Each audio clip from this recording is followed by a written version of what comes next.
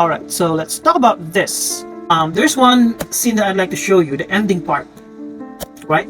The ending part and the toy store ending part. So this is the ending part, the toy store scene, and let's try to watch. This is Alice and Bill, husband and wife in the story, and this is their daughter. You know, what I suspect, and a lot of people suspect, is that Alice in the story, or the movie, Nicole Kidman, is the handler of Tom Cruise.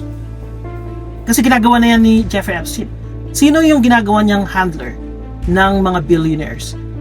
One of the best tricks and talents of Jeffrey Epstein is matchmaking. That he introduced women to billionaires to become their spies or handlers. And why? What's the reason na si Tom Cruise ay kailangan siyang may handler? It's because he's the doctor to the elite in this movie. Yung mga client niya, yung mga elite, yung mga powerful, yung mga mayayaman, yung mga members ng yung evil society or dark society. So kailangan niya ng handler. And that's his wife. Kumbaga, everything was orchestrated. That's the reason why halos alam ni Nicole Kidman lahat ng galaw ng kanyang asawa. Because that's her role. Not in the movie, but sa buhay ni Tom Cruise sa story as Bill. At dito, itong toy store scene is when they're gonna sacrifice their daughter, Helena. Okay? That's why mag-e-end yung movie na she's gonna be accompanied by the two old men na laging pinapakita. It's all about symbolism. This movie is rich in symbolism. That's why you really need to watch this movie a lot of times probably to understand what the hell is going on. Especially that according to some stories and conspiracy theories as well, that some scenes had been cut, okay, before the release of this movie and before the death of Stanley Kubrick, who directed it, right?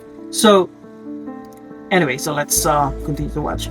I like this part wherein the daughter is gonna try to get the plush toy, and it reminds me of the, you know, the macaque Punch, yung monkey, the macaque na binigyan siya ng toy. Yan, that part. This is really symbolic to me kasi nga, again, this reminds me of si Punch sa isang zoo sa Japan, na kung saan binigyan siya ng plushy toy na orangutan toy as his mom, mag-serve na kanyang mom, and that became Punch's yung safety, you know, space. Siya yung nagiging mom niya.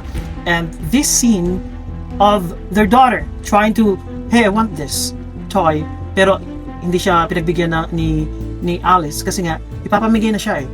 So this is really symbolic na akalain mo yung isang monkey sa isang Japanese zoo, he was given a toy para magsilbing safety net niya, safety pin. And alam kasi nila yung psychology ng mga animals, diba? Kasi kailangan niya ng isang mom while growing up. And this kid, and let's continue to watch. And sabi niya, no, kasi you're gonna be sacrificed at the end of the movie.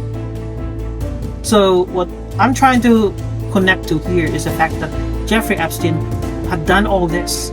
Yung mga matchmaking niya, actually, isa sa mga trinay niyang i-matchmake o i-introduce kay Trump was Selena, if I'm not mistaken, Selena, I'm trying to remember the last name. Middlefart? Yeah, Middlefart. Selena Middlefart. A billionaire heiress na naging girlfriend ni Jeffrey Epstein na in-introduce niya kay Trump. And Trump and Selena Middlefart na sa tingin ko ay suspect na siya dapat yung magiging handler ni Trump, maging asawa at maging parang kay Alice. Hindi nangyari kasi nga dinump ni Trump si Selena o Celine Middlefart kay para mapangasawa si Melania Trump, di ba? Yun yung nangyari. So that's it. That's all I would like to share with you about this Jeffrey Epstein saga.